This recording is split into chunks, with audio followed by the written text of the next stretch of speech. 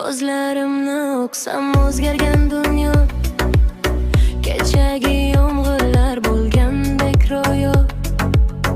Qara daraxtlar ham bargini to'kar, bahor qaytishiga ishonlar. Ammo biz nega shoshilamiz gamlar yutib, o'tkinchi kunlarning qo'lidan tutib, toshlar orasidan ungan gul kabi yashashni o'rganaylik, baxtni kutib.